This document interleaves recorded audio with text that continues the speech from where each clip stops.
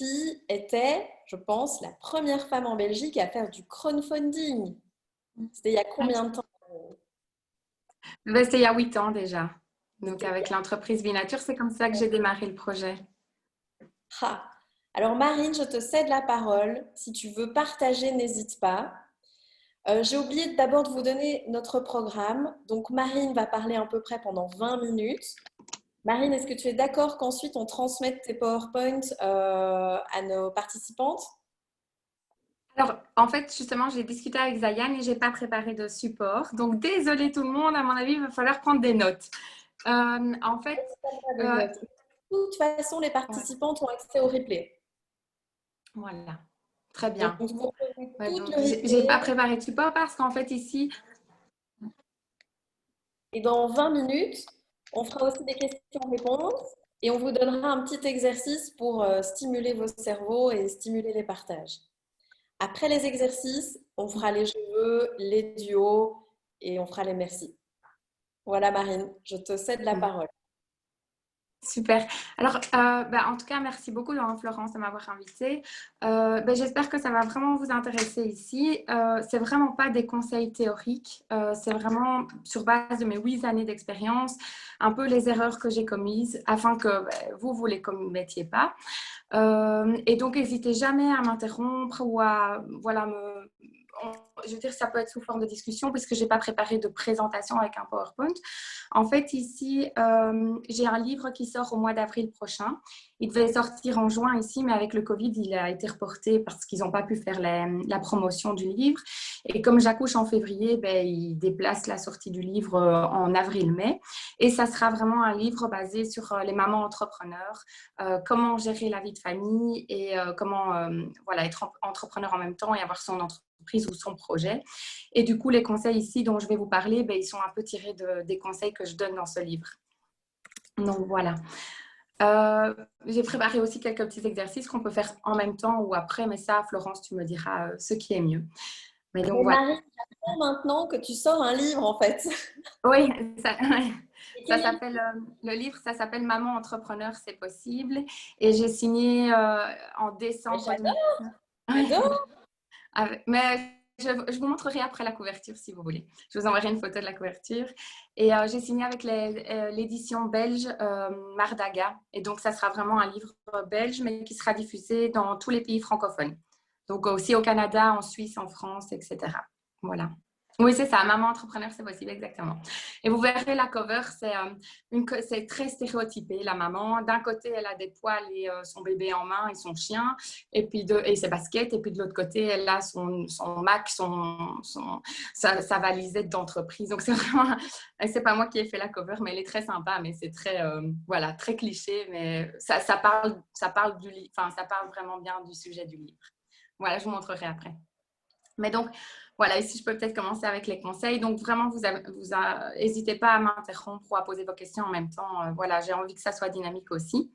Mais donc, mon premier conseil, évidemment, je pense que tout le monde peut s'en douter, mais c'est vraiment de bien s'entourer, surtout quand le porteur de projet est seul, comme moi. Peut-être que je récapitule un petit peu l'historique de mon entreprise avant, comme ça, vous savez un peu de quoi il s'agit. Donc voilà, moi j'ai créé l'entreprise Vinature il y a 8 ans. C'est le sujet de mon mémoire de fin d'études à l'université. Voilà, donc j'ai toujours baigné dans le secteur pharmaceutique parce que mes parents ont un réseau de pharmacie et j'ai toujours adoré la dermocosmétique. Et donc voilà, en dernière année à l'université, j'avais identifié qu'en pharmacie, il y avait vraiment une place à prendre pour de la dermatologie naturelle, des produits qui soient à la fois bons pour la peau, une bonne tolérance cutanée, mais à la fois naturels et biologiques. Aujourd'hui, il y en a beaucoup. Enfin, sur le marché, on parle beaucoup de cosmétiques biologiques, mais il y a 8 ans, c'était vraiment une première marque belge. Et donc, pendant 2 ans, j'étais toute seule avec mes produits. J'avais ma voiture, j'avais les produits dans le coffre et j'allais faire du porte-à-porte pour vendre mes produits. Je les déposais en rayon, donc je faisais le merchandising, le marketing. Et puis, quand je rentrais le soir, je faisais encore tout ce qui était facturation, communication, newsletter, réseaux sociaux, etc. Et puis, le projet a grandi et j'ai fait rentrer des investisseurs dans l'entreprise. Et donc aujourd'hui, j'ai un board qui m'aide au niveau stratégique pour le développement de l'entreprise. Donc 8 ans après, nos produits sont vendus dans 750 points de vente sur la Wallonie et sur Bruxelles principalement. Et on a 2 gammes. On a la gamme Binature, qui est une gamme familiale, donc destinée à toute la famille dès 3 ans, y compris les femmes enceintes. Et on a la gamme Baby Nature qui est destinée aux nourrissons de 0 à 3 ans. Et on a fait toutes les formulations avec les cliniques universitaires Saint-Luc, donc au niveau tolérance cutanée. Et on propose une première gamme sur le marché européen qui a une bonne tolérance cutanée avec un pourcentage élevé d'ingrédients naturels. Voilà, on est pionnier sur le marché. Et évidemment, Binature, c'est parce qu'on travaille avec le miel. On travaille avec 5% de miel qui est bio et issu du commerce équitable. Et on atteint 99% d'ingrédients naturels dans nos formules. Voilà, je vous enverrai tous les liens après si vous voulez checker un petit peu nos réseaux sociaux, Instagram, Facebook et toutes les infos. Mais voilà, ça c'est un parcours très rapide en quelques minutes. N'hésitez pas après si vous avez des questions aussi sur les étapes du développement d'entreprise et comment lever des fonds ou ce genre de choses, comment négocier avec les banques. Voilà. Donc, je reviens à mon tout premier conseil qui est évidemment de bien s'entourer. Donc, pour moi, bien s'entourer, c'est de bien choisir son équipe, mais ça va aussi plus loin. Il faut aussi sélectionner avec soin ses fournisseurs, ses producteurs et ses partenaires. Alors, pour bien choisir ses partenaires, c'est important. On sous-estime souvent l'importance de ses partenaires en se concentrant uniquement sur les métiers qu'on gère en interne, donc on gère dans l'entreprise. Et pourtant, le scope de votre entreprise, elle est souvent plus large que ce qu'on pense. Votre entreprise, finalement, en fait, elle créera plus d'emplois au travers de la sous-traitance et de vos partenaires que si vous deviez engager en interne du personnel. Alors, choisir ses partenaires, pour moi, c'est tout aussi important que de choisir ses collaborateurs en interne. Par exemple, dans mon entreprise, je travaille avec un établissement de travail adapté, donc qui réinsère les personnes handicapées dans le marché du travail. Outre l'importance pour moi et les valeurs de l'entreprise, donc le soutien et le côté humain de l'entreprise, cet atelier protégé, en fait, ils soutiennent également financièrement l'entreprise parce qu'ils octroient un étalement des dettes sur 12 mois. Et donc, pour la survie de l'entreprise, c'est très important parce que ça permet de ne pas sortir trop d'argent mensuellement en une fois, mais d'étaler les productions sur plusieurs mois. Donc, c'est vraiment un partenaire clé de l'entreprise. Donc, voilà. Alors, bien s'entourer, c'est évidemment bien choisir ses collègues. Donc, il faut prendre énormément de temps pour recruter, ce qui est parfois très compliqué dans une PME ou dans une petite structure. Souvent, on n'a pas le temps et on se fie à notre instinct parce que quand on est entrepreneur, on est souvent créatif et intuitif et donc on se fie souvent à notre instinct. Et pourtant, moi, j'ai eu beaucoup de soucis à trouver des gens qui correspondaient à mes attentes en termes de compétences, mais aussi et surtout en termes d'implication et de culture d'entreprise. Alors, le meilleur conseil que je puisse vous donner à ce sujet, c'est de toujours vérifier les références, donc en appelant les anciens employeurs. Et ne jamais oublier cette étape-là, c'est primordial. Et d'impliquer surtout vos collègues actuels dans le recrutement et la décision finale, puisque c'est vos collègues actuels qui vont travailler aussi avec la nouvelle personne. Donc, il faut qu'il y ait une bonne ambiance et donc il faut qu'elle soit vraiment impliquée dans ce processus. Alors, par ailleurs, s'il faut prendre beaucoup de temps pour recruter, il est vrai qu'il faut aller très vite pour licencier une personne. C'est très dur à dire. Mais souvent, si une personne ne correspond pas aux valeurs et aux attentes de votre entreprise, il ne faut pas perdre de temps. Moi, par exemple, j'ai souvent attendu. J'étais trop gentille pour laisser beaucoup de chance parce que voilà, je suis empathique et donc j'ai laissé plusieurs chances à des personnes qui ne correspondaient pas. Mais j'ai appris, surtout après 8 ans, que dans une entreprise et dans le milieu entrepreneurial, il faut distinguer les compétences d'une personne de la personnalité d'une personne. Alors, il ne faut jamais oublier que c'est l'équipe qui fait le projet et l'entreprise. Vous n'êtes pas seul dans une entreprise et vous n'êtes pas seul à porter votre projet. Et donc, vos collaborateurs, ils doivent être votre meilleure publicité. Et donc, moi, ici, je trouve que c'est la personnalité du collaborateur qui va primer. Enfin, voilà, c'est important aussi de bien vous connaître et de savoir où sont vos propres compétences pour recruter là où vous avez besoin d'aide. En particulier, moi, je vous conseille de déléguer l'administratif en externe ou en interne à une autre personne. Pour vous, vous concentrez uniquement sur les tâches à haute valeur ajoutée et sur ce que personne ne fait aussi bien que vous. En ce qui me concerne, moi, je pense que c'est la stratégie, l'image de marque, la communication, l'initiation des projets et surtout convaincre les investisseurs et les banques. Pourtant, moi, j'ai beaucoup et souvent perdu beaucoup de temps à faire des tâches administratives que finalement, beaucoup de personnes faisaient beaucoup mieux que moi parce que j'ai un profil qui ne correspond pas à ce type de tâches. Je vois Florence, tu rigoles. Tu peux commenter, hein. Écoute, Marine, je suis en train d'écrire un livre sur les 5 erreurs fatales qui vous font perdre du temps et de l'argent. Voilà. Et effectivement, alors pour l'entourage, s'entourer, nous, ce qu'on fait chez Wow Community, c'est que chaque personne voit d'abord la personne qu'on recrute, donc la candidate, et je la vois en dernier. Ouais. Si les personnes de l'équipe disent non, je ne vois même pas la personne parce que je sais que ce sera non. Si l'équipe n'apprécie pas ou ne se voit pas travailler avec cette personne-là, c'est que d'office, ça n'ira pas. Donc, évidemment qu'il faut impliquer son équipe. Et j'ai fait la même erreur que toi. Parfois, j'ai été trop gentille en me disant la personne va s'améliorer, c'est une mauvaise passe, on va lui donner une 2 secondes chance. Mais en fait, si ça ne va pas, ça ne va pas. Il faut couper court. Exactement. C'est dur à dire, hein, mais si une personne ne correspond pas, il ne faut pas laisser de deuxième chance parce que vous perdez de l'argent. Et Et elle aussi, elle perd son temps, donc elle trouvera mieux ailleurs, elle trouvera un job qui lui convient mieux, avec des valeurs qui lui conviennent peut-être mieux. Et tout pareil à pour se concentrer sur sa zone de génie. Je vois trop de WoW qui me disent oui, je passe mon temps à faire de l'admin et tout. Je lui dis mais est-ce que tu aimes faire de l'admin? Non. Je dis, tu délègues ça, tu délègues, concentre-toi sur ta zone de génie. Donc fait. oui, je souris, je ris, je Ouais, profite. je suis contente que je ne raconte pas des carabistouilles, au moins. Ah, c'est très pertinent. Alors, je continue dans le conseil toujours de bien s'entourer. Donc, pour récapituler, bien s'entourer, c'est choisir les partenaires clés de l'entreprise, choisir ses collègues et c'est aussi trouver des investisseurs de confiance si l'entreprise en a besoin pour se développer. Alors, en parlant d'investisseurs, il est clair que bien s'entourer, c'est un conseil qui est valable pour eux aussi.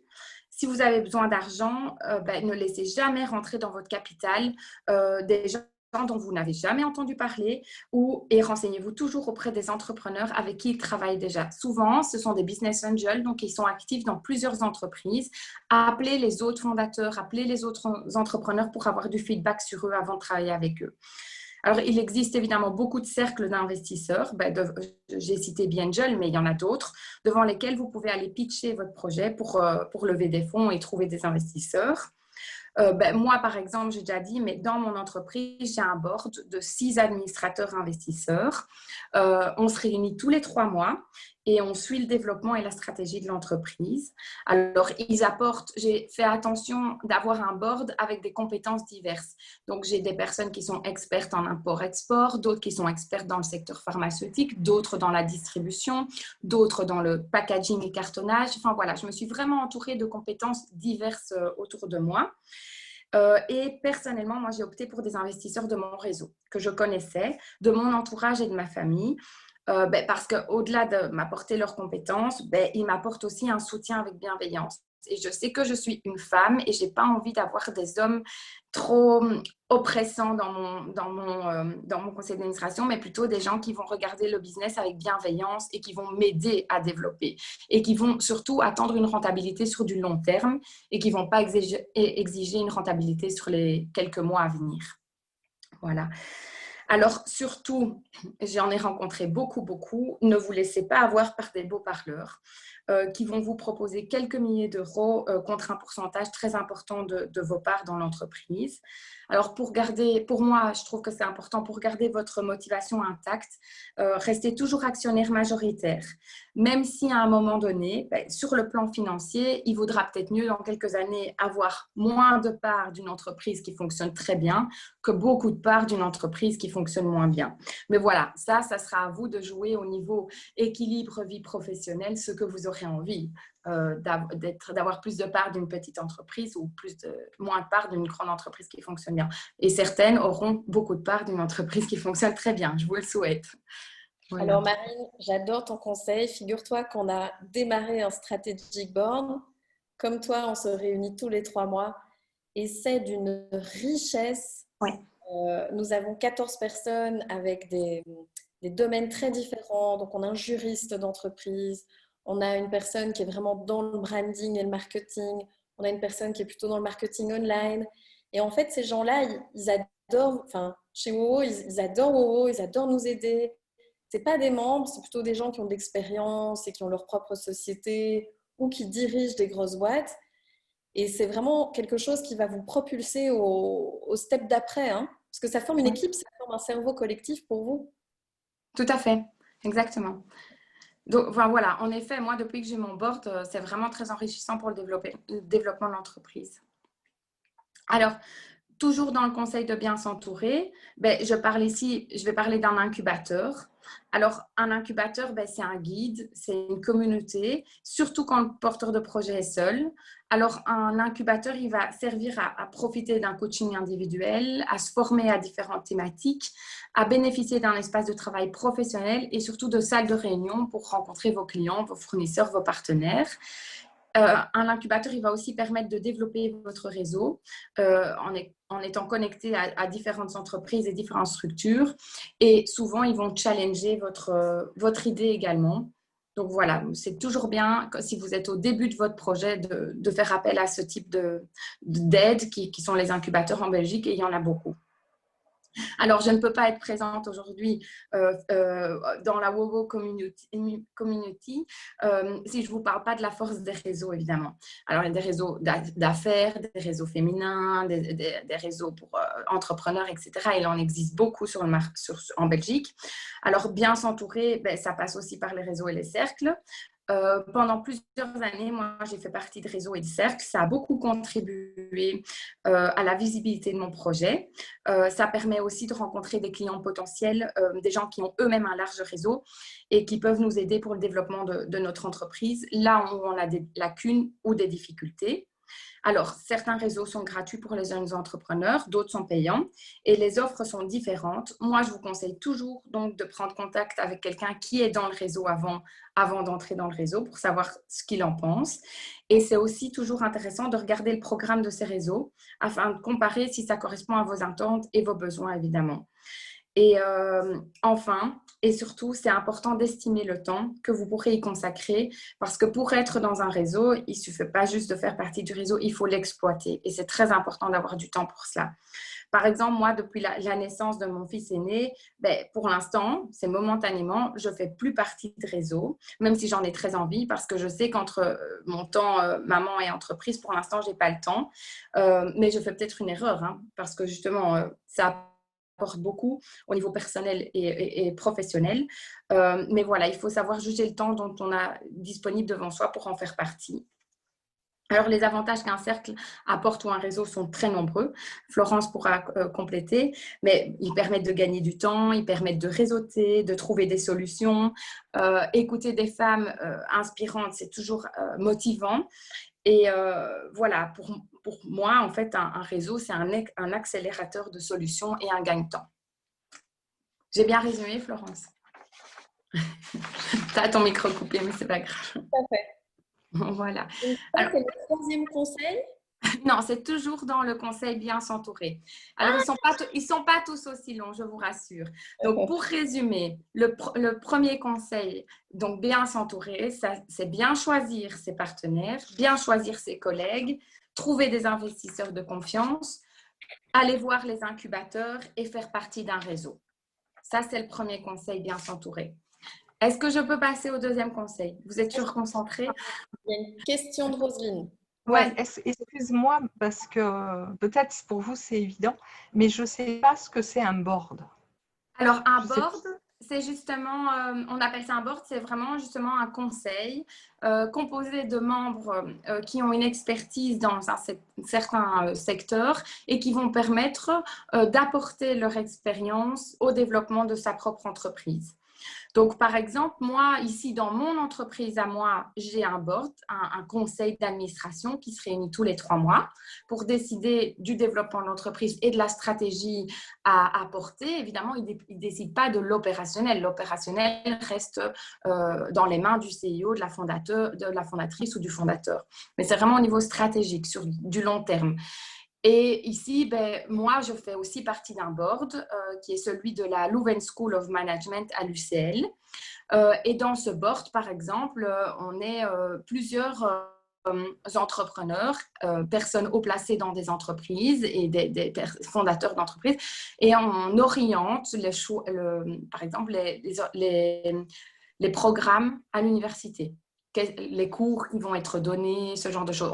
En fait, on donne des sujets qui sont actuels aujourd'hui pour les jeunes étudiants. Oui, puisque le monde de l'entreprise évolue très vite, ben voilà, on actualise les cours qui sont donnés dans ce board à la LSM. Voilà. Ok, merci. Merci Marine. Passionnant. Alors, mon deuxième conseil, qui est plus court, je vous le promets, c'est de mettre des procédures en place, aussi petites soient-elles. Alors, par exemple, ben, moi, j'ai perdu beaucoup de temps. Donc, réparer des erreurs de livraison, des erreurs de facturation, des erreurs d'impression, c'est ce qui prend finalement le plus de temps dans une PME. Alors, quand on est tout seul, on sait évidemment ce qu'on fait, ce qu'on a commandé, ce qu'on doit faire, etc. Mais quand il y a une équipe et que chaque fonction est interconnectée, par exemple la comptabilité avec la vente et la logistique, la vente avec le marketing et les achats, etc., ben, il arrive vite des erreurs de communication et de suivi. Alors, dès lors, il est très important de mettre en place des procédures, aussi petites soient-elles, en impliquant évidemment vos collaborateurs dans ce processus afin de limiter les erreurs, gagner du temps, mais aussi pour que la responsabilité de chacun soit répartie selon sa fonction. Sinon, c'est toujours la faute de l'autre. Il n'y a personne qui assume. Alors, je ne vous dis pas à quel point pour moi, c'est difficile de mettre en place des procédures, parce que j'ai un profil très intuitif, très créatif et pas très appliqué toujours. Donc moi, j'ai essayé de faire très peu de procédures dans l'entreprise car je trouvais qu'on perdait trop de temps dans du reporting et qu'on multipliait beaucoup le nombre de fichiers Excel. Mais j'ai compris aussi que je travaillais en équipe et que je travaillais en groupe et que la communication et la mise en place de procédures, elle était déterminante, même dans une petite structure comme la nôtre. Alors, c'est bien plus compliqué de retrouver une commande passée il y a 6 mois par un gros client en cherchant dans les emails, plutôt que d'aller voir dans un fichier Excel qui reprend toutes les commandes passées. Donc, voilà, c'est très important. Par exemple, chez nous, chez Binature, les procédures, elles sont très variées. On a documenté toutes les activités essentielles. Par exemple, comment gérer une commande, comment gérer le stock, comment envoyer une commande via l'e-shop, etc. Mais on a aussi défini d'autres petites procédures telles que celui qui est responsable du rangement du stock, celui qui est responsable de la propreté de la cuisine, de laver les essuies régulièrement, de racheter du liquide pour le lave-vaisselle, enfin voilà, ce genre de choses. Et même d'acheter du café. Ben parce que oui, à un moment donné, il n'y a personne qui gère ça et donc il n'y en a plus. Et ça coûte trop cher de vite envoyer son collègue ou d'aller soi-même vite acheter du café avant de recevoir un client ou un investisseur dans l'entreprise. Donc voilà. Marine travaille chez Binature en ce moment. Alors, en ce moment, on est 3, mais on a été 6. Début 2020, on était 6. On est 3 maintenant parce qu'en fait, on a justement réorganisé la structure de l'entreprise pour sous-traiter énormément. C'est-à-dire qu'on travaille avec un partenaire pour la distribution. Ça veut dire que mes vendeurs ne sont pas payés par Binature, ils sont payés par une autre entreprise. Donc, ils ne sont pas en interne. La logistique, on sous-traite également. La production, on sous-traite également. Voilà, on sous-traite énormément de choses en fait. Donc, on crée beaucoup d'emplois en Wallonie, mais en interne, on n'est que 3 pour l'instant. Voilà. Alors, les procédures, pour résumer ce deuxième conseil, les procédures, c'est souvent perdre un peu de temps au jour le jour, mais finalement pour en gagner en cas de problème ultérieur sur du long terme. Voilà. Alors, j'ai un petit exercice, je ne sais pas si on le fait maintenant ou si on le fait après, mais c'est d'imaginer, vous, pour votre business, quelles pourraient être les procédures qui pourraient être mises en place pour améliorer justement les types d'erreurs. Donc, ça veut dire que c'est un exercice en 2 étapes. Si vous avez déjà créé votre entreprise, quelles sont les erreurs que vous faites souvent, pour lesquelles vous devez souvent corriger? Et deuxièmement, quelles procédures vous pourriez mettre en place pour éviter ces erreurs à l'avenir? Alors, je ne sais pas si on le fait maintenant ou si on le fait à la fin de la session. Faisons-le à la fin de la session. À la fin de la session, très bien. Alors, je passe au 3e conseil. J'espère que personne ne s'est endormi. Voilà. Donc, pour moi, ça, c'est quand même un conseil très, très important. Je pense que c'est peut-être mon conseil le plus important, c'est de viser toujours les 20-80. Alors moi, je passe mon temps à appliquer le principe du 20-80, ce fameux concept de Pareto qu'on apprend à l'école. Pour moi, c'est devenu en quelque sorte ma devise. Je l'applique vraiment à tout, même parfois un peu trop. Parce que pour moi, être entrepreneur, c'est prendre des décisions rapides et il faut être dans le suffisamment bon et non dans le parfait tout le temps, parce que sinon on perd trop de temps. Alors, par exemple, moi, je préfère, en gros, hein, je n'ai pas d'exemple concret, mais je préfère souvent terminer une mission qui est faite à 80% plutôt que de réaliser à 100% en un mois, pardon, plutôt que de réaliser une mission à 100% en 6 mois. Donc, voilà. Voilà. Par exemple, chez Binature, on a lancé nos formules quand elles étaient prêtes à 99% et pas à 100%.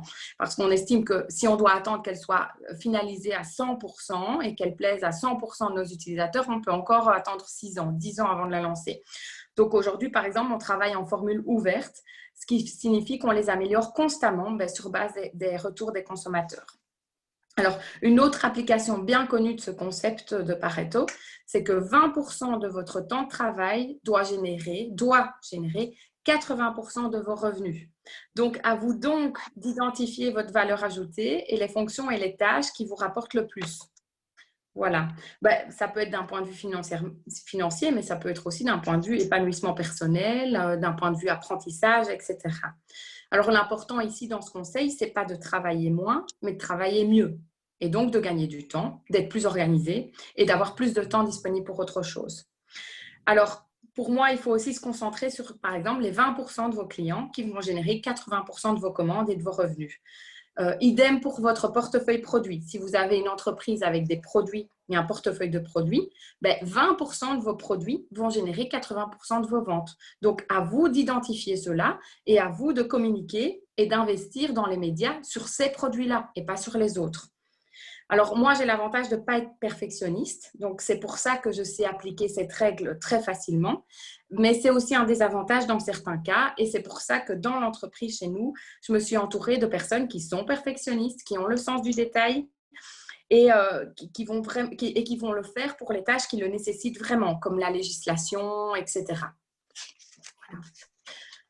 Voilà, il y a une phrase qui dit « En tant qu'entrepreneur, on est souvent bon à tout, mais excellent en rien. » Parce qu'on touche un peu à tout, on sait faire de tout, mais voilà, on doit souvent s'éparpiller, donc on ne sait pas être excellent en tout. Voilà, ça c'était le 3e conseil. Alors, mon 4e conseil, c'est de se concentrer sur les gros acteurs et pas sur les petits. Alors, quand vous créez un projet, même s'il répond avant tout à vos valeurs sociétales, éducatives ou environnementales, il ne faut pas oublier que ce projet, sur du long terme, il doit quand même générer de l'argent parce que vous aurez des employés à payer, des factures à payer. Et dès lors, vous devez identifier les clients qui génèrent le plus de commandes et le plus de chiffre d'affaires et qui aident votre entreprise à se développer. Alors moi, quand j'ai lancé mon entreprise, justement, j'ai fait beaucoup d'erreurs. C'est pour ça. Je me suis concentrée d'abord sur les petits clients indépendants, car le processus de vente, il est plus court, il est plus rapide et il est plus facile. J'avais aussi adopté cette stratégie, car pour moi, elle correspondait à mes valeurs. C'était soutenir les indépendants, soutenir les entrepreneurs et surtout les entreprises familiales grâce aux gros acteurs. Alors, ça reste dans mes valeurs, mais malheureusement, pour développer une entreprise, pour moi, c'était une erreur après coup, parce que cette stratégie, elle n'est pas payante et elle n'est pas viable sur du long terme, parce qu'on disperse son énergie. Alors, la pénétration, elle est plus rapide dans un point de vente, un indépendant, mais elle est bien plus lente au niveau national. Et cela demande au total beaucoup plus d'énergie et beaucoup plus de ressources humaines et financières. Donc, c'est une stratégie qui est plus coûteuse, car il faut plus de personnel. Et comme les petits points de vente sont plus petits, ils commandent moins et moins souvent. Donc, c'est un conseil, franchement, qui n'est pas facile à donner et qui est dur à entendre. Mais voilà, ça fait partie, je pense, d'une des erreurs de Binature au tout début de sa création. Alors, je pense que certaines seront confrontées au même problème que moi, parce que vous allez créer un produit ou un service qui est en phase avec vos propres valeurs. Mais tôt ou tard, pour le développer et créer plus d'emplois, pour agrandir la création de valeur, la chaîne de production aussi, vous devrez penser plus grand et vous tourner vers les plus gros acteurs. Alors, c'est malheureusement une des lois de l'entrepreneuriat. Lorsque vous créez un projet, vous devez aussi penser à sa viabilité sur du long terme et certaines concessions et compromis, pour moi, sont indispensables. Voilà. Il n'y a pas de questions maintenant jusqu'à ce stade. Vous les prenez pour après, vous les notez après. Alors je continue. Ensemble après, Marine. Voilà. Je continue sur mon dernier conseil. Je ne sais pas, ça fait combien de temps que je parle. Peut-être que ça fait 3. Tu as encore 7 minutes. Ah ben c'est parfait pour mon dernier conseil. Nickel. Alors, mon dernier conseil, qui est en phase, je pense, avec tout votre Summer Academy sur le digital ici chez la WoWo Community. Moi, par exemple, le dernier conseil, pardon, c'est penser digital. Voilà. Donc, moi, quand j'ai lancé mon entreprise et mes produits, j'ai fait le choix de boycotter Internet pour préserver le réseau classique de distribution et ne pas concurrencer mes clients B2B. Malheureusement, c'était une erreur. Car l'Internet, c'est vraiment une vitrine quasiment gratuite. Elle offre de la publicité ciblée à faible coût et elle fournit des informations directes sur vos clients finaux. Aujourd'hui, beaucoup de business sont pensés entièrement de façon digitale et moi, si c'était à refaire, que ce soit Binature ou un autre projet plus tard, je n'hésiterais pas à le penser uniquement digital, surtout en tant que maman. Le confort de vie avec un business digital, il est incomparé avec avoir beaucoup de personnel et des vendeurs en interne et des clients à gérer. Alors, voici les principaux avantages du digital quand on lance son entreprise. D'abord, on garde toute la marge du produit pour soi. Il n'y a pas de distributeur ou d'autres intervenants sur la vente du produit lorsqu'on vend sur son propre e-shop et donc on maîtrise entièrement la marge. Si on vend beaucoup, du coup, on génère rapidement des bénéfices. Il permet aussi de limiter les coûts fixes de l'entreprise. Voilà, cela dépend bien évidemment du volume de vos commandes sur l'e-shop, mais pour commencer, vous n'aurez pas besoin de louer un gros entrepôt, de stocker des produits. Vous n'aurez pas besoin non plus d'engager plusieurs personnes pour aller représenter vos produits et ni d'acheter des voitures, les frais d'essence et de personnel qui sont très importants comme coûts fixes dans une entreprise. Alors, le digital, il permet aussi de s'adapter rapidement aux évolutions du marché. Donc, les nouvelles générations, elles évoluent très rapidement avec les évolutions digitales. Aujourd'hui, le marketing, il est exclusivement digital. Et donc, penser une entreprise et un modèle digital permet de s'adapter rapidement nos services et nos produits aux attentes des nouveaux consommateurs et à la méthode de communication interactive qui évolue vraiment de mois en mois. Alors, penser digital, ça permet aussi de maîtriser toute la communication et tout le discours envers le consommateur final. Alors, on dit souvent qu'on n'est jamais aussi bien servi que par soi-même. Et donc, vendre soi-même via votre e-shop vous permet de connaître vos clients, leur fréquence d'achat, ce qu'ils achètent, mais aussi de maîtriser la façon dont on touche le client et le discours qu'il reçoit et la communication qui en découle. Voilà. Si vous voulez plus de conseils, il faudra acheter mon livre. Donc ça... Dans ton livre, Marine? Alors, mon livre n'est pas orienté vraiment sur les conseils entrepreneuriales. Il est vraiment orienté sur le fait d'être maman, comment gérer son temps, les conseils vraiment d'organisation sur le day-to-day, la vie pratique à la maison, même sur quelques conseils d'éducation. Voilà, c'est vrai que moi, j'ai eu des jumeaux et j'ai eu 3 bébés qui avaient quasi le même âge, on dirait des triplés encore aujourd'hui. Il y a 16 mois d'écart entre l'aîné et les jumeaux. Donc voilà, c'est vrai que je donne plus des conseils sur la vie de maman qui travaille, qui est entrepreneur, qui a sa propre entreprise à gérer, plutôt que vraiment des conseils entrepreneuriales. Mais ici, j'en ai 10 quand même dans le livre. Voilà. Et ici, j'en ai tiré 5 que j'estime être le plus important, ou en tout cas le plus adéquat aujourd'hui après la crise du post-Covid. Merci Marine de l'acheter. Il n'est pas encore sorti. Hein. Moi aussi, je le veux et je veux une dédicace, Marine, s'il te plaît. D'accord. J'espère, pour faire des dédicaces à une WoWo Academy, sûrement. Je viendrai. Pourquoi pas au mois de... février, je serai à l'hôpital, mais plus tard. Ok. Au mois de mai ou voilà, avril-mai plutôt. Et voilà. Alors, est-ce qu'il y a des questions pour Marine avant qu'on passe à l'exercice?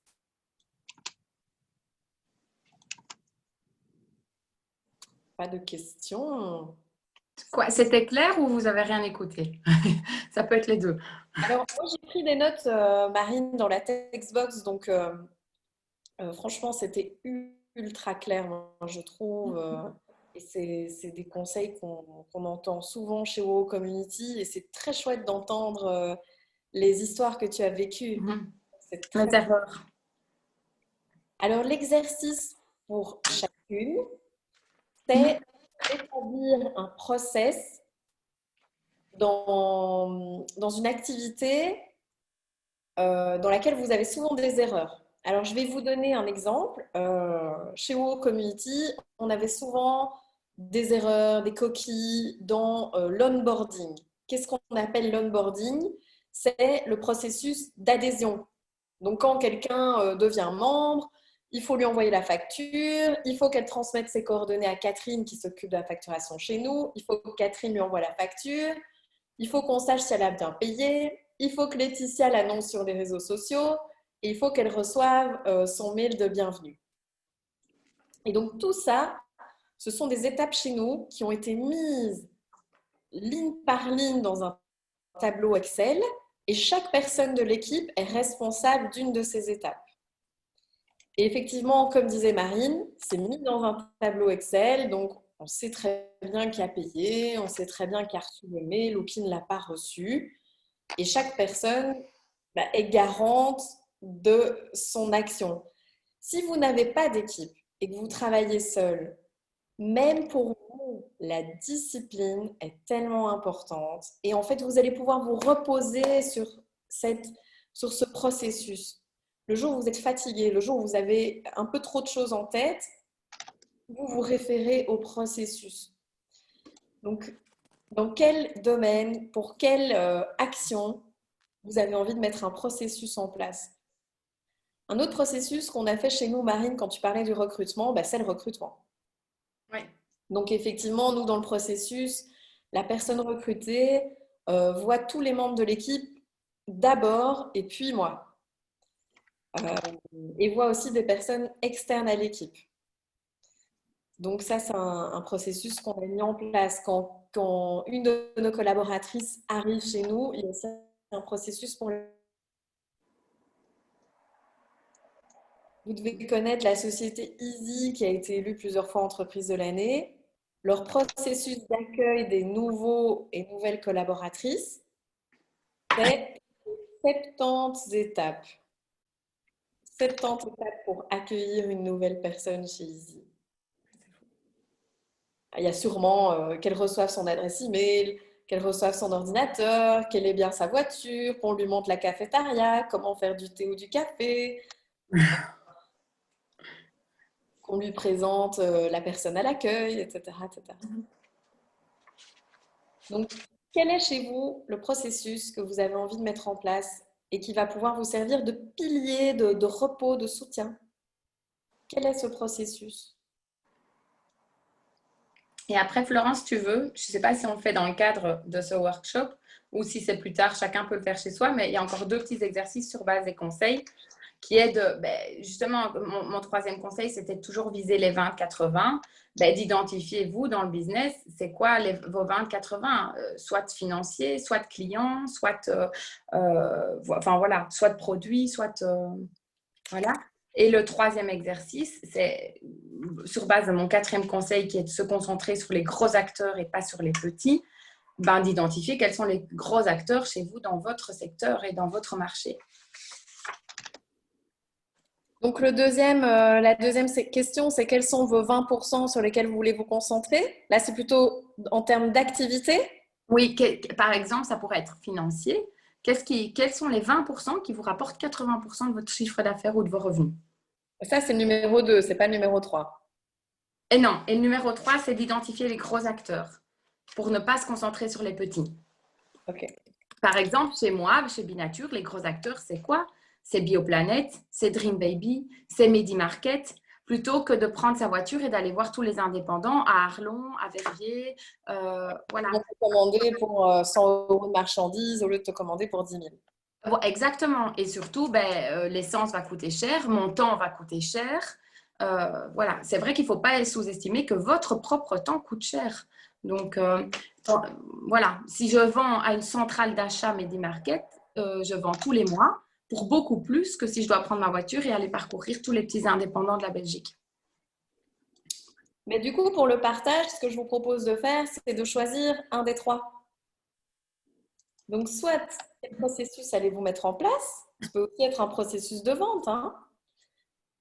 quels sont les 20% sur lesquels vous voulez vous concentrer en termes d'activité? Est-ce que c'est la vente de tel service, de tel produit, telle activité? Ou est-ce que c'est quel est votre gros client, vos gros acteurs sur lesquels vous allez vous concentrer? Alors, Florence pose la question, le 20-80, c'est quoi? En fait, c'est la loi de Pareto, Ouais. P-A-R-E-T-O, qui dit que, par exemple, lorsque tu cultives un champ, sur les 80%, tu auras 20% de déchets. Par exemple, 80% des richesses du monde appartiennent à 20% de la population. Donc, en fait, si tu te concentres sur les 20% les plus rentables, les plus, comment on pourrait dire, valorisés, tu gagnes du temps et de l'argent. En fait, c'est un ratio qui revient dans à peu près tout ce qui est économique et financier, les 20-80.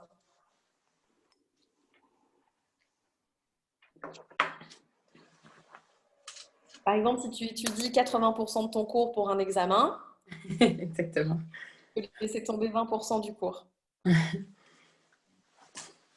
y a de fortes chances que tu aies un peu plus que la moyenne et que tu passes. Voilà. En fait, c'est un concept qu'on peut appliquer à tout, hein, même dans la vie privée. Hein. Voilà. Même dans la vie privée, oui. Effectivement. Florence? Florence? Oui? Ah voilà, que tu m'entends. Ça, en fait, le concept 20-80, ça veut dire quoi? Ça veut dire concrètement, enfin bon, je parle pour moi évidemment, c'est identifier vraiment les clients qui rapportent en fait et essayer de retrouver les mêmes en fait. En fait, dans la loi de Pareto, on dit que 80% de ton chiffre d'affaires sont générés par 20% de tes clients. Donc, comme dit Marine, si elle a Medimarket, Bioplanète, sûrement que ceux-là génèrent 80% de son chiffre, alors que si ça se trouve, en termes de nombre de clients, c'est peut-être 20% de ses clients. Mais une fois que c'est identifié, ce qu'il faudrait faire, c'est quoi? C'est beaucoup plus travailler pour ses clients et rechercher le même type de clients. C'est ça. Donc, exactement, ça veut dire que tu vas concentrer ton énergie sur ces clients-là. Ton temps va être consacré à eux puisque tu vas devoir passer moins de temps pour générer plus facilement du chiffre. Donc, Parce que, oui. Je voulais dire que, par exemple, pour ma part, c'est très simple. Ben, oui, j'ai toujours un ou deux gros clients avec vraiment le gros projet qui n'en finit pas. Et à côté, ben, j'ai toutes les extensions, les régularisations. Mais voilà, si je leur dis non, ben, enfin oui, le but, ce serait peut-être de chercher beaucoup plus après des gros profils, quitte à perdre un peu plus de temps que accepter tout ce qui est Ça ne veut pas dire régularisation. non aux petits clients, hein. Pardon? Ça ne veut pas dire que tu dis non aux petits Mais clients. oui. Ça veut dire simplement que tu mets tes efforts et ton focus sur les gros. Oui. Et donc, que tu vas, par exemple, faire un process beaucoup plus light en termes d'efforts et de temps pour les petits clients, par exemple. Ah ouais. Par exemple, imaginons, je ne sais pas, si tu mets 2 heures à faire ton devis pour un petit client, tu vas te dire, bon, bah, je mets 20 minutes à faire ce devis, je fais un devis clé sur porte, où je change seulement quelques données et voilà. Je n'y investis pas plus d'efforts pour exactement. le petit client. C'est ça. Par exemple, ici, tu ne vas pas passer 2 heures pour faire un devis pour un gros client et 2 heures pour un petit client qui va te rapporter moins. C'est exactement ce que Florence dit. Donc, c'est pour ça que c'est important que tu puisses identifier les clients qui vont te rapporter plus d'argent, sur lesquels tu vas te concentrer et passer plus de temps. En fait, il s'agit de proportionner ton temps. Je peux donner un autre exemple également. Par rapport au business dans lequel je suis actuellement, c'est de la location de voitures, donc c'est des filiales. Donc imaginez des magasins. C'est la même chose. Il y a 20% des points de vente qui vont représenter 80% du chiffre d'affaires. Et donc, je vais plutôt mettre ma priorité sur ces 20 points de vente, enfin ces 20%, que sur la globalité du pays, par exemple. Ouais. Merci Laura pour cet exemple. De rien. en fait, ça peut aussi induire de faire justement des procédures différentes selon que vous avez un gros client ou un petit client. Exactement. Tout à fait. Et j'imagine aussi, Marine, que tu délègues plus facilement les petits clients que les gros poissons où ils ont peut-être envie de rencontrer la fondatrice. Voilà, exactement, c'est vrai. Donc ici, on parle en termes de clients, mais le concept, il est, enfin, par exemple, moi, j'ai cité un exemple aussi qui est appliqué sur les produits. J'ai une gamme de 12 références. Il y a la gamme Binature, la gamme Baby Nature. Mais actuellement, la gamme Baby Nature ne rapporte pas 80%, on s'entend bien, mais proportionnellement par produit, la gamme Baby Nature rapporte plus d'argent à l'entreprise que la gamme Binature. Ça veut dire que on va réfléchir avec justement le board, le conseil d'administration, on va réfléchir à se dire, ben, si on lance un nouveau produit, on ne va pas lancer un nouveau produit dans la gamme Binature, on va lancer un nouveau produit dans la gamme Baby Nature. Donc, ça oriente toutes nos stratégies, nos décisions de l'entreprise vont s'orienter sur base de ça. Et par exemple, ben, oui, il y a 20% de nos produits qui génèrent 80% de notre chiffre d'affaires, c'est sûr. C'est ce qu'on appelle les vaches à lait.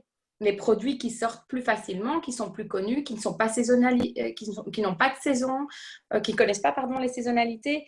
Et donc, on va communiquer là-dessus, on va investir plus d'argent là-dessus. C'est peut-être les produits qu'on va offrir à la presse plus facilement. Enfin, voilà. On va mettre notre focus et le paquet sur les produits, sur ces 20% de produits qui génèrent 80% de notre chiffre d'affaires. Je ne vais pas aller communiquer sur le produit qui me rapporte le moins. Voilà. Est-ce que du coup, vous avez choisi un des 3 exercices? Quel processus veux-tu mettre en place? Quels sont tes 20% d'activités qui génèrent les 80% financièrement? Ou quels sont tes gros acteurs? Quels sont tes gros clients? J'aime pas dire grosse cliente, j'ai l'impression qu'on traite les gens de gros. Oui, allez, c'est vrai, c'est vrai. Peut-être que je dois changer mon titre.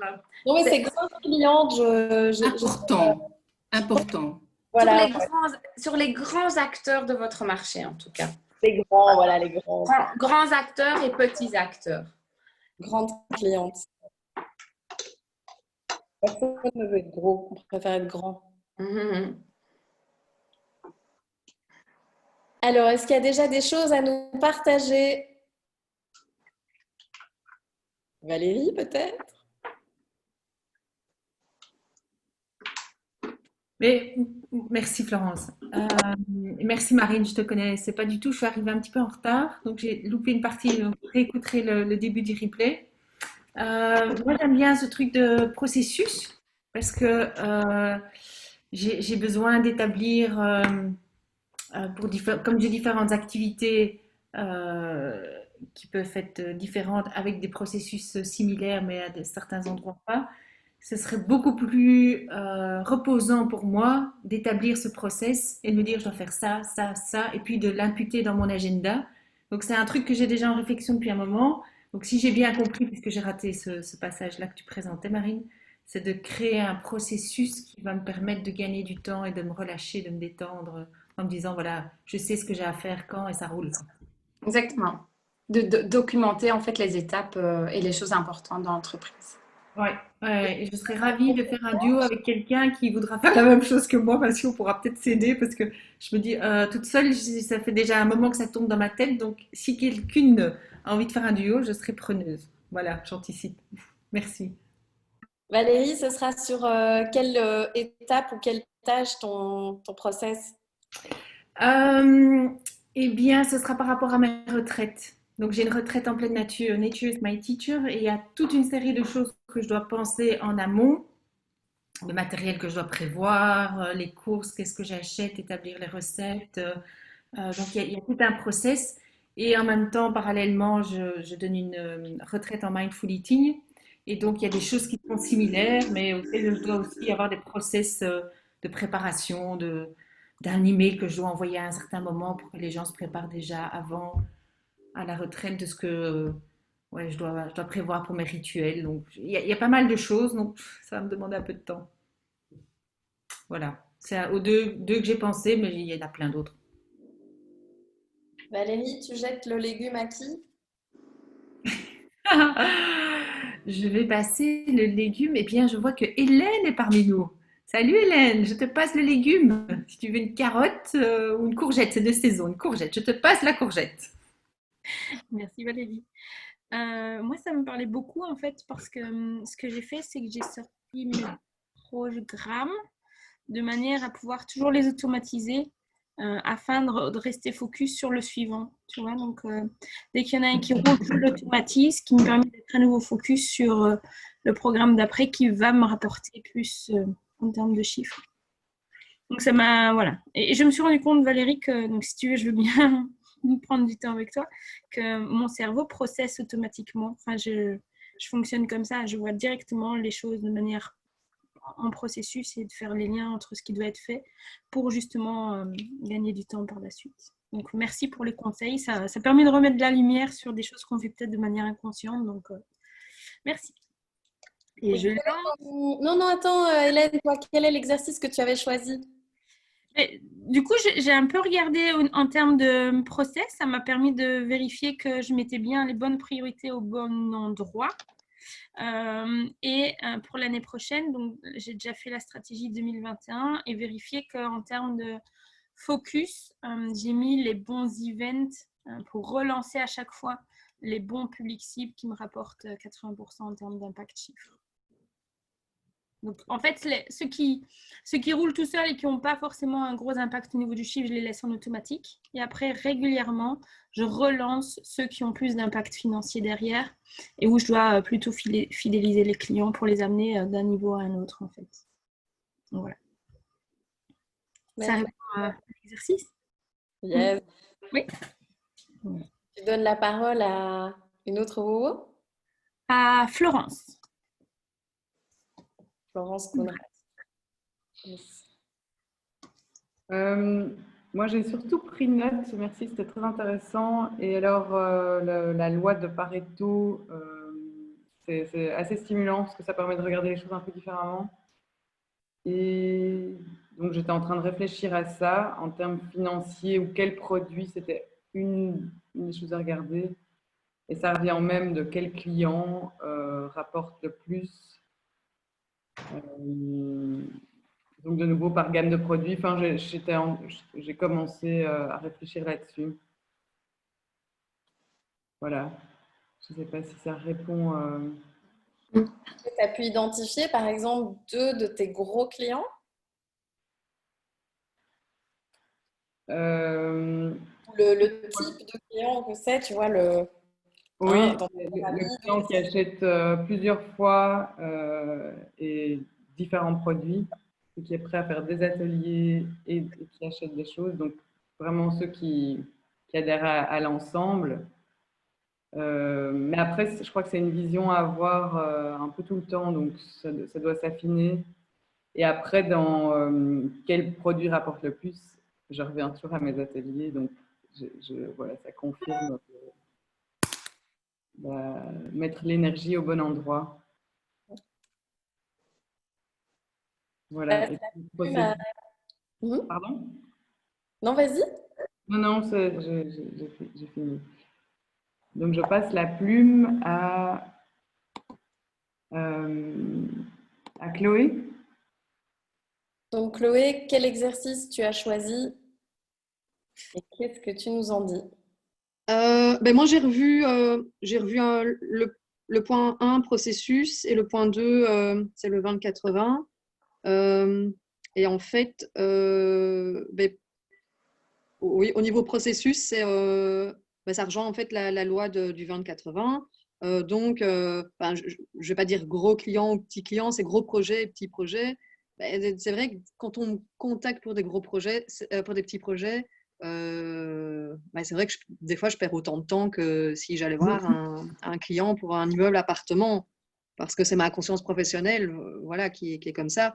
Maintenant, ici, c'est vrai que j'ai fait ça ce matin, quelqu'un m'a téléphoné pour une petite extension, mais fais attention au prix et tout ça. Mais je lui ai demandé, envoie tout pour moi par mail. Et je vais sans doute faire ici une réunion en ligne via Zoom qu'aller perdre du temps, qu'aller voir la cliente et remettre mon prix. Tant pis si je ne l'ai pas, honnêtement, j'ai déjà assez de travail comme ça. Et, si je ne l'ai pas, tant pis. Et me baser vraiment sur les grosses habitations, les immeubles appartements et les énormes rénovations. Voilà. Maintenant, je veux dire, je prends vraiment plaisir à même poser un escalier vitré avec une recherche architecturale et tout ça. Je prends énormément plaisir. Mais effectivement, je dois plus réfléchir sur un processus, en fait, tout en vraiment vers l'efficacité, tout en restant toujours professionnel. Voilà. Je peux ajouter quelque chose? Oui. En fait, ce qui est important aussi ici, mais bon, ce n'est pas vraiment le sujet de la conversation ici, mais même si tu fais du service et que tu as ta fonction, tu es architecte. Hein. Oui, c'est ça. Voilà, tu ne vas pas être architecte général. En fait, ce qui serait intéressant de creuser, c'est quoi ta plus-value par rapport aux autres sur le marché? Qu'est-ce que tu fais de mieux que les autres? Et après, tu peux refuser des clients aussi. Tu n'es pas obligé d'accepter tout selon ta stratégie. Donc, tu peux définir une stratégie et te dire, je suis architecte et te concentrer sur uniquement un type de client et refuser toutes les petites demandes si tu estimes que, honnêtement, tu vas passer plus de temps ou autant de temps sur des petites demandes. Je veux dire, tu n'es pas obligé d'accepter toutes les demandes qui arrivent chez toi non plus. Tu peux revoir ta façon de travailler. Ça te permettra de gagner plus de temps aussi au niveau privé sans perdre forcément, il y a mon iPad qui tombe, sans perdre forcément une rentrée d'argent. Mais c'est ce que je fais aussi. Je termine début de l'année, juste avant le Covid, j'ai terminé des grosses formations de développement durable où il y en a très peu, justement, et je le remarque maintenant, il y en a très peu qui sont formés comme ça. On n'est que 20 architectes en Wallonie. Ouais. Ici, moi, je remets un devis. Il n'y a pas de concurrence acceptée d'office. Donc là, ici, je me suis rendu compte que je dois vraiment me lancer à fond sur ce créneau. Et c'est ce que je suis justement en train de faire. Et mes gros clients, là, actuels, c'est 2 grosses maisons passives.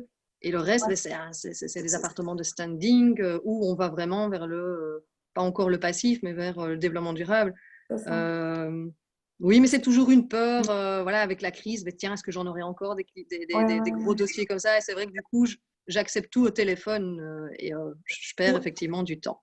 Oui, tu en auras toujours si ta stratégie elle est bien définie, que ton entreprise et que ton image de marque, parce que c'est pas parce que tu es indépendante et que tu n'as pas un produit comme moi que tu dois pas créer une image de marque. Donc, il y a quand même une image de marque à créer là derrière et une spécialisation à mettre en avant absolument. Et voilà. Tout à fait. Ouais. Alors, Chloé, tu passes la brique. Je regarde. Qui restait? On a Marine Lemel, on a Laura, on a Roselyne. Roselyne, qui est en dessous de moi. Moi, tout ça, comment dire, je trouve ça très intéressant par rapport au fait de structurer, je ne sais plus le terme, comment c'est, de faire un processus, les 80-20%, parce que je trouve que ça permet de sortir de l'affect, en fait.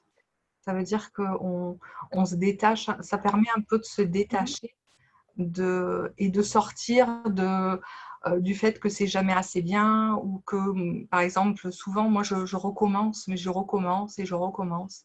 Et là, je pense que ça peut permettre de passer cette étape et d'être moins dans l'affect, en fait. Ça me donne cette impression-là. Donc, voilà. Et je trouve que, du coup, ça permet d'accéder à un peu plus de raisonnement, de détachement et de logique. Merci. Donc, voilà, ça fait du bien. Ça fait du bien. Et puis, voilà, le fait de dire, on peut aussi dire non. Et que, en fait, plus on va se focaliser sur la chose qu'on fait bien, ça marchera. Alors que souvent, on a l'impression qu'il faut tout faire, qu'il faut être multitâche ou je ne sais pas, enfin, répondre à toutes les demandes. Et je trouve que ça fait du bien de se dire, ben non, c'est en fait ça, comment dire, ce qu'on est qui va marcher, quoi. Voilà, c'est ça qui fait du bien. C'est Donc, pour ça qu'il faut travailler là-dessus. voilà, c'est ça. C'est ça. Voilà. Donc, ben, je passe la main à Stéphanie. Moi, je suis très process. En tout cas, dans mon travail, mais je n'ai pas eu le temps de l'appliquer dans mon activité. Et depuis le début du confinement, ben, j'en ai profité. Donc, moi, j'ai automatisé. Je suis en train de le faire. C'est mes devis. Donc, je suis décoratrice. Mais en même temps, j'ai beaucoup de devis, de demandes de location. Et les locations, c'était petits devis. Et donc, maintenant, les gens en Google Form sur le site. Et automatiquement, ça génère un Word avec le contrat et un Excel pour le devis. Et donc, ça me permet en 10 minutes de rentrer un devis qui, au final, me prenait avant une bonne demi-heure et que j'avais aucune valeur ajoutée. Donc, maintenant, je suis en train de l'automatiser aussi pour les petits devis déco. Et le but, c'est d'automatiser le plus possible mes devis pour garder mon temps précieux pour les gens qui viennent vraiment au magasin et qui ont des meilleurs budgets. Donc, voilà, ça, c'est mon objectif jusqu'à fin de l'année, c'est d'automatiser le plus possible mes devis. Et je me rends compte que je gagne déjà un temps dingue avec ce que j'ai déjà automatisé. Bravo, c'est bien. Voilà, ça m'a pris la tête, mais je n'avais pas de travail pendant le confinement, vu que je suis décoratrice mariage. Et donc, je me suis dit, ben, tant à pas bosser, ben, autant me gagner du temps pour l'année prochaine, où je sais que l'année prochaine, ben, j'ai besoin d'être au top dans mes process parce que je sais que l'année prochaine, mon temps sera très précieux. Donc, c'est ça, tu as perdu un peu de temps maintenant pour en gagner plus tard. Oui, C'est voilà, ça. mon mari m'a dit, mais tu te casses la tête, pourquoi tu mets des photos et tout ça? Mais maintenant, quand je fais un devis, dans mon fichier Excel, il y a une photo, il y a le descriptif, il y a le prix. Et bien, toutes les photos, par défaut, si mes clients n'ont pas envoyé de photos et qu'ils ont été paresseux, ben, ils reçoivent les photos standards que moi, j'ai données une fois, que j'ai mis dedans. Mais maintenant, voilà, ça va super vite. Ici, j'ai un couple début de la semaine qui m'a téléphoné pour une demande de devis et je voyais qu'ils tiquaient pour le prix et tout ça. Ben, je leur ai fait le devis en 20 minutes. Alors que voilà, j'aurais mis 1 à 2 heures pour faire un devis pour une décoration complète pour un mariage. Donc voilà, je me rends compte que je gagne du temps et j'aimerais bien automatiser encore plus ce process. Voilà. Et j'ai aussi commencé la loi du 20-80 que je ne connaissais pas. Je suis un peu trop perfectionniste, ça c'est mon souci. Donc le but c'est de rester perfectionniste sur mon travail en tant que décoratrice quand je suis sur un lieu, mais qu'il faut que je passe moins de temps à peaufiner un truc et voilà. Donc j'ai commencé à l'appliquer. Je sais des fois je suis pas. Voilà, j'ai pris sur moi, par exemple, j'ai dû faire une vidéo de présentation pour mon étude de marché, comme Florence l'a demandé. J'aurais fait une deuxième qui n'était pas tout à fait top, mais je l'ai quand même lancée. Et voilà. Parce que je me suis dit, si je la recommence, je n'avancerai pas sur le reste. Et au final, j'ai eu 55 réponses pour mon site internet. J'étais même pas au courant. Mais je vais t'envoyer un mail, ça date d'hier. J'ai mis la vidéo en ligne hier, non, dimanche. Hier. Je l'ai mis sur Instagram hier et j'ai envoyé des mails à mes anciens clients. Et donc, j'ai eu 55 réponses pour le site internet. Et en tant que décoratrice, j'ai déjà eu 4 réponses sur les 8. Wow. Voilà, ma vidéo n'était pas parfaite, mais au final, ça a fait ce que. Voilà, j'ai tenté le coup en me disant si ça ne marche pas, je referai une meilleure vidéo. Je prendrai plus de temps, mais j'avais envie d'avancer et je me rendais compte que la vidéo n'allait pas m'apporter énormément et que voilà, au final, ça a suffi. Et je n'ai pas perdu une journée encore complète à essayer de refaire ma vidéo mieux parce qu'il voilà, y a plein de choses qui me dérangeaient, mais au final, ça n'a pas dérangé les gens et ils ont répondu à l'enquête. Donc voilà, donc je vais essayer d'appliquer encore un peu plus. C'est la première fois que je l'appliquais, cette règle des 20-80, parce que j'ai tendance à vouloir être toujours… il faut que tout soit parfait avant que je lance quelque chose et je me rends compte qu'à cause de ça, je n'avance pas. Je traîne et voilà. Donc voilà, c'était la première fois que je l'appliquais. Donc je me dis que j'essaierai encore de l'appliquer pour d'autres projets. Ça, la difficulté maintenant, c'est de voir là où il faut être perfectionniste, c'est là où on peut lâcher du lest. Oui, mais j'ai décidé de rester perfectionniste dans mon travail parce que ça, c'est mon travail pour mes photos, pour mes mariés, tout ça. Mais que dans mon travail de communication, de marketing et tout ça, il faut que j'avance et tant pis si c'est pas au top comme je veux, mais peut-être qu'après, je le referai et que voilà, ici, je vais acheter du matériel un peu mieux, un micro pour cravate, pour mes vidéos et tout ça. Mais le temps que je commande, que je reçoive et tout ça, je me suis dit, voilà, pour la prochaine vidéo, elle sera mieux. J'ai pris les conseils que j'ai reçus, je les appliquerai. Et voilà. Entre la première, j'ai quand même refait une deuxième vidéo parce que la première était vraiment nulle. Là, on n'était même pas aux 80. Mais la deuxième atteignait les 80 de ce que je considérais correct. Donc, quel beau résultat! Donc, voilà. Le bouquet de mariée à quelqu'un d'autre. Marine, je pense, n'a pas encore parlé. Yes. Marine, Voilà. quel exercice? Le bouquet de fleurs à Marine. Moi? Oui, moi. Toi. C'est parce que vous m'entendez là? Oui. Ah, ok. Vous allez aussi, hein, ma fille.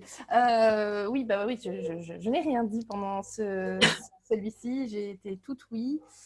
C'était hyper intéressant. De tout ce qui a été dit,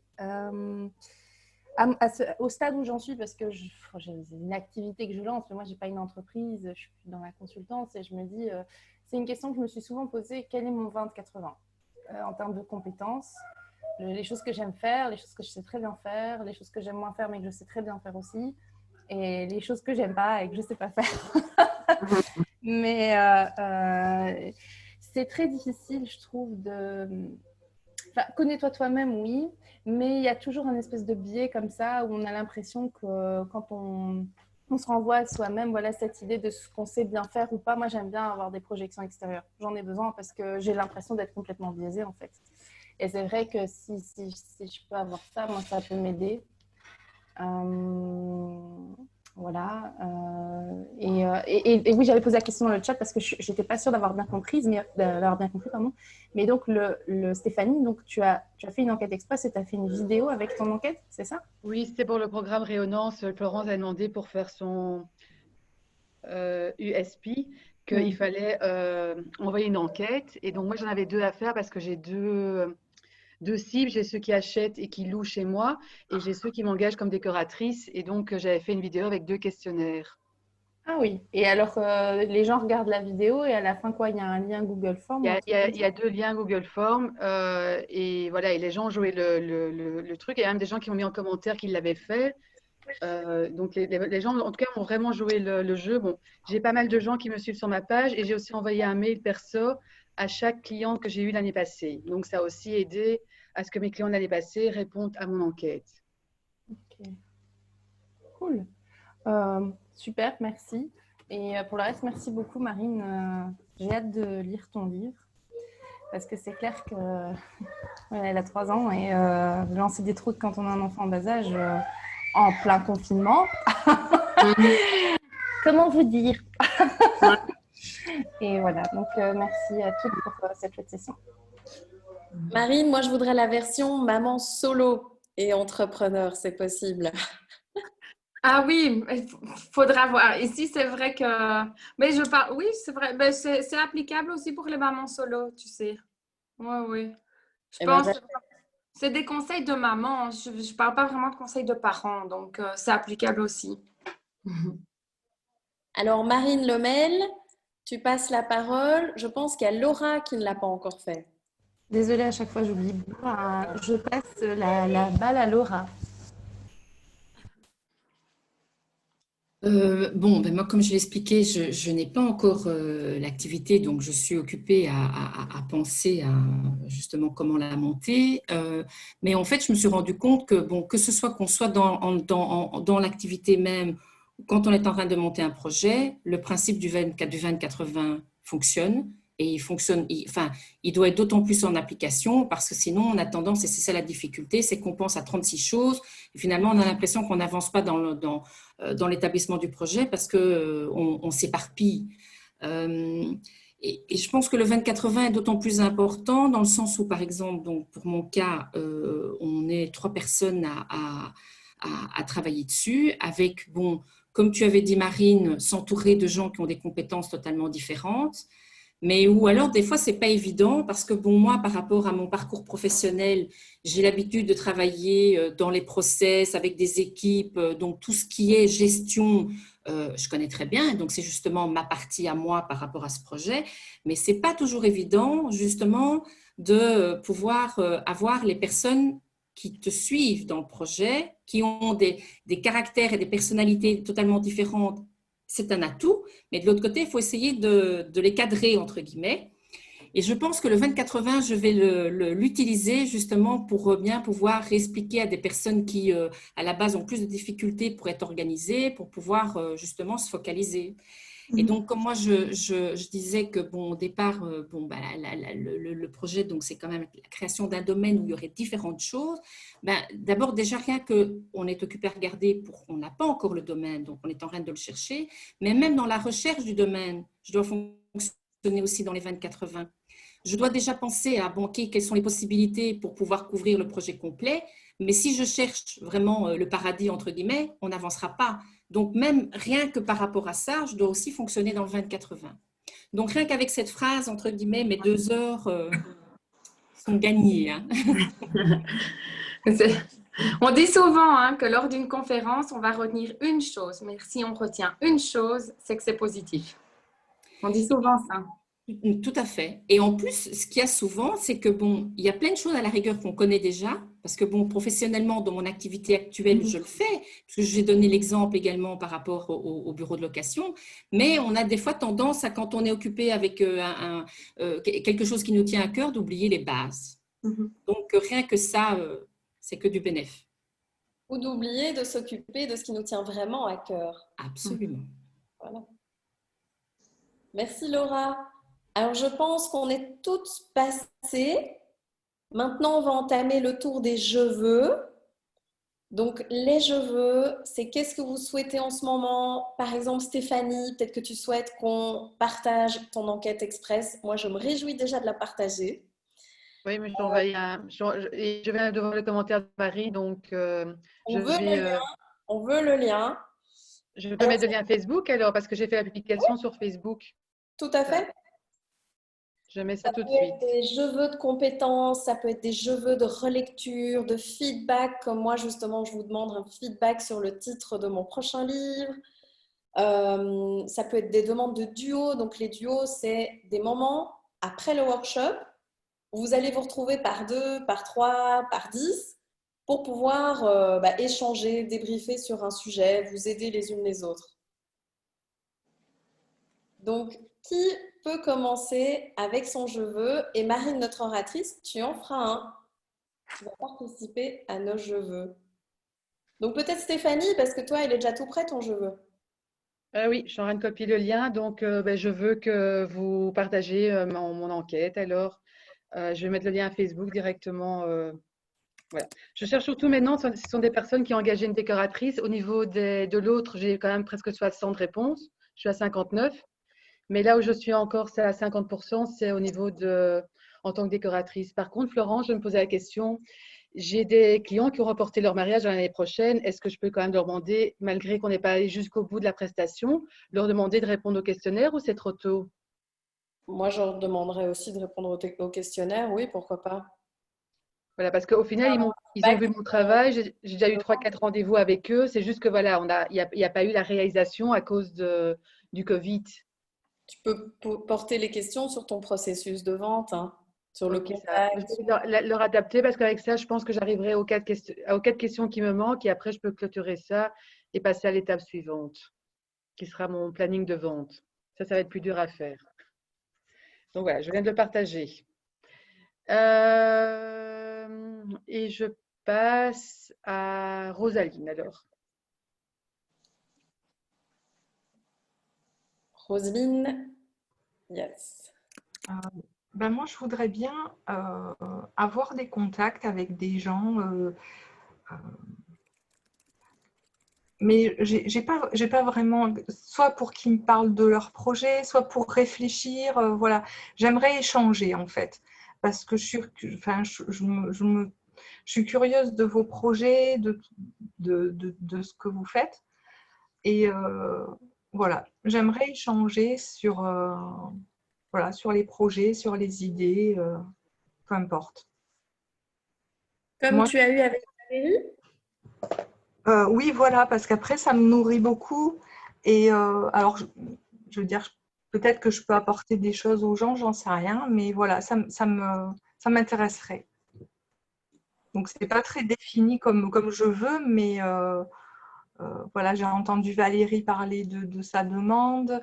Voilà, de suite, ça me parle, ça m'intéresse. Ou Florence qui a parlé de son projet ou Laura sur… Voilà, et je pense que voilà, s'il y a une écoute ou un échange, voilà, ça me plairait. Évidemment que tu peux apporter aux autres. Évidemment. Voilà, donc c'est ce qui m'intéresse. Est-ce que je peux juste me permettre d'intervenir, Roselyne? Oui, Il y a quand tu nous envoies ton email, il y a un problème, l'adresse, elle n'est pas correcte. Donc moi, j'ai passé 1 heure et demie, 2 heures à te chercher de tous les moyens possibles parce que l'email avec lequel tu t'es inscrite via les Wouhou, quand on t'écrit, ça ne fonctionne pas. L'email avec lequel tu t'es inscrit chez moi la première fois, ça n'a pas fonctionné. Ici, tu m'as envoyé un message après l'ebook, ça n'a pas fonctionné. Ton numéro de téléphone, il n'est pas correct, donc c'est impossible de te joindre. J'ai été voir sur Facebook, je ne t'ai pas trouvé. Enfin, alors que j'ai vu qu'une fois, tu avais liké un de mes events. Donc, il y a un truc pour te joindre qui bug, si je peux me permettre. J'ai déjà remarqué ton adresse email. En fait, quand tu mets Roselyne 2013, des fois tu mets 2023 au lieu de 2013 et il est là le bug. Et je pense que la bonne est 2013, c'est ça? Oui, c'est 2013. Eh bien, j'ai essayé avec 2013 et ça n'a pas fonctionné. Mais il m'est revenu, j'ai essayé 6 fois et puis après j'ai laissé tomber. Mais j'ai passé du temps. Faire pour te le renvoyer. Mets ton adresse mail, Roselyne, dans la text box, comme ça on l'aura toutes. Voilà. Merci. Voilà. Alors, comment on fait? Alors, Roselyne, dis-nous juste qui est la personne à qui tu passes le bâton de parole et puis je te dirai comment on fait. Marine. Marine Lomel ou André? Lomel. Lomel. Alors, Roselyne, pour écrire dans la text box, tu as une petite icône en bas de l'écran qui s'appelle Converser. Tu cliques dessus et tu auras une text box qui va s'afficher. Ouais, ça oui. Et après, j'ai envoyé à...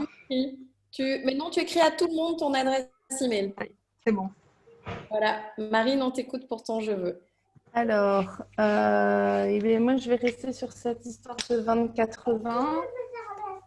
Oui, ma chérie. Je voudrais travailler plus intelligemment. Je travaille dur, mais je voudrais travailler plus intelligemment pour que ce dur travail aboutisse. Et donc, j'aurais besoin, alors je ne sais pas comment formuler ça. Est-ce que c'est du conseil? Est-ce que c'est d'un effet miroir pour que je prenne conscience de ce que je fais bien? Voilà. Donc, si quelqu'un peut m'aider, se sent volontaire, je suis preneuse. Merci. Et je passe la balle, je passe une balle, hein, c'est ça, à chaque fois j'oublie. Qui n'a pas encore parlé? Je ne sais pas. L'autre Marine. Qui d'autre? Valérie, je pense, Zayan et moi.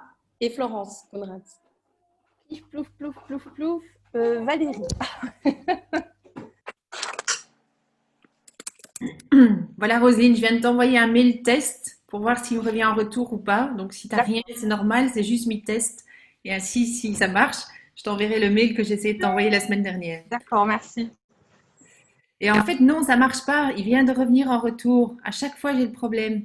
Il me met mail undelivery. Peut-être laissons Roselyne prendre le lead pour régler ce problème et nous envoyer son adresse mail et voir ce qui ne va pas. Roselyne est peut-être un I pareil qu'un Y. Non, c'est un Y. Sur le mail, c'est un Y. Donc, moi, mon je veux que vous ayez voir mon compte Instagram et s'il vous parle et qu'il vous plaît, de me suivre. Je l'ai mis dans la text box. Et je passe la fourchette à Florence Conrad.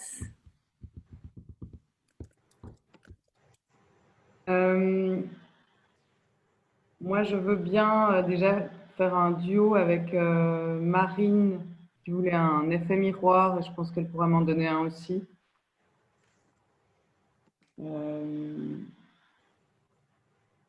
Par rapport à ses process. Et alors, mon je veux, j'en ai pas. Enfin, je trouvais ça intéressant comme je veux, donc ce sera celui-là, le même. D'avoir un regard extérieur. Donc, tu peux partager avec une OO pour avoir un effet miroir, un peu comme Marine disait? Oui, du coup, si ça lui va, qu'on le fasse en duo. Génial, c'est noté. Alors, Florence, tu passes la plume. Je pense qu'il y a Chloé qui ne l'a pas fait, il y a Josie, il y a Marine André et Zayan. Levez la main si j'oublie, hein, parce que et Mais Laura. Josie, je te passe la main. Ok, ben, bonjour tout le monde. J'ai pas été super plaisant, mais je vous ai suivi parce que je suis au boulot.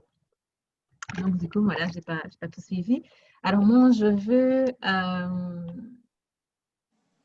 un effet, ça serait que je puisse aussi avoir un effet miroir avec une personne, échanger, parce que je suis en pleine reconversion, enfin, je suis en train de mettre en place un concept et j'ai besoin de mettre en place le processus, un processus. Voilà. Et je pense que c'est Marine qui disait qu'elle pouvait aider. C'est bien Marine, hein, le même, ça? Ah, mais voilà, je pense que je t'ai envoyé un message en privé en te disant, oui, ça pourrait m'intéresser. Donc, Josie veut un conseil, un effet miroir, aussi comme Marine et comme Florence. Alors, tu passes la parole à qui? Laura. Laura. Alors, premièrement, moi, je veux bien partager avec différentes personnes parce que, bon, au niveau process, j'ai assez d'expertise, donc je peux aider. Par contre, moi, je voudrais échanger avec des gens qui, justement, ont déjà lancé leur projet et, en fait, voir avec eux comment, effectivement, ils ont commencé et où est-ce qu'ils ont mis leurs priorités, comment est-ce que, enfin, leur parcours de lancement, en fait. Mais donc, Josiane, si tu veux, moi, j'ai pas de problème, on peut, ou Roselyne aussi, discuter et partager, il n'y a pas de problème. Ok, super. Le duo est pris. Laura, moi, je veux bien t'aider, hein. Je veux bien te partager mon expérience. Ok. Moi aussi, Laura, je veux bien bosser avec toi. Si tu es bonne au process, moi, je peux te partager avec grand plaisir mon expérience. Mais ça m'intéresserait, effectivement. C'est gentil. Merci beaucoup. Alors, Laura, tu passes la baguette. Je passe à qui n'a pas encore parlé, Zayan, je pense. Oui. Chloé, Marine et Zayan. Zayan. Merci Laura. Alors moi, je veux que vous vous inscriviez à notre prochain événement. Donc ce sera avec Florence. Ce sera le mardi 18 août de 20 à 22 heures. Et donc on verra comment fédérer sa communauté online. Alors Florence, il reste que toi. Je te passe la balle, c'est ça?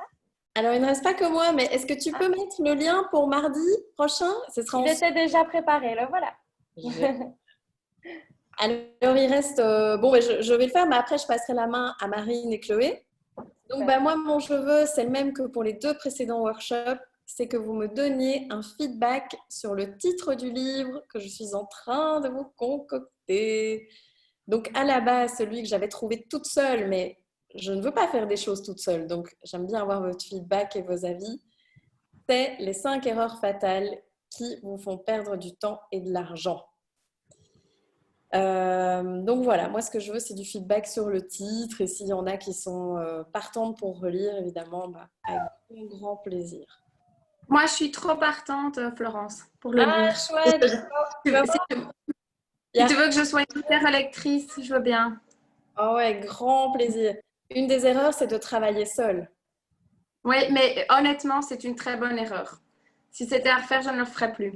Parce que justement, maintenant, j'ai des enfants et en toute transparence ici, si vous connaissez quelqu'un, je recherche un co-CEO.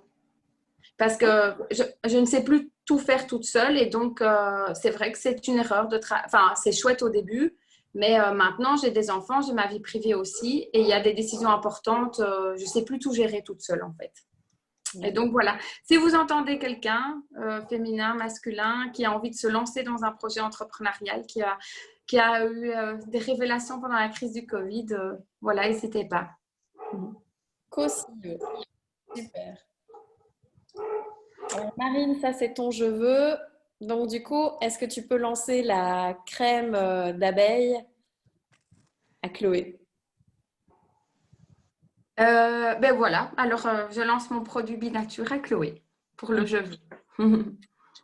Moi, je recherche des entreprises de confiance pour travailler sur une maison, donc c'est pour un chantier, du côté de Nivelles, en dessous de Nivelles, et c'est une habitation passif, même zéro énergie. Donc, il me faut un entrepreneur, enfin des entreprises qui sont quand même sensibilisées par la question. Alors, ça ira de tout. On n'a pas encore d'entreprise désignée. Donc, ça va du gros œuvre jusqu'au parachèvement. Et on va travailler par entreprise séparée, pardon. Moi, je viens de refaire toute ma maison. J'étais en travaux pendant 8 mois avec l'entreprise Anissens, un entrepreneur. Et on est très contents. Bernard Anissens. C'est pas comme ça, Florence, c'est avec un G. A-G-N-E-E-S-S-E-N-S.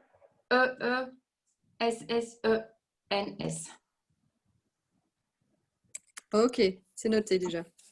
Et c'était les moins chers de toutes les offres qu'on avait reçues. Enfin, on a travaillé avec un architecte, mais l'architecte avait demandé plein d'offres et c'était les moins chers. Ok, merci.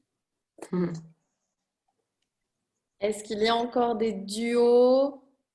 Est-ce qu'il y a encore des choses à dire, à penser, à transmettre? Moi, je voudrais déjà remercier Marine. Ton énergie à chaque fois me booste. J'ai hâte d'avoir ton livre entre les mains. Et je te remercie beaucoup pour le temps que tu nous as consacré. Ouais, j'espère que tout le monde était content du petit workshop ici et que voilà, ça vous a appris des choses et que vous étiez très content d'avoir passé ce lunch, ce temps de lunch avec moi. Voilà.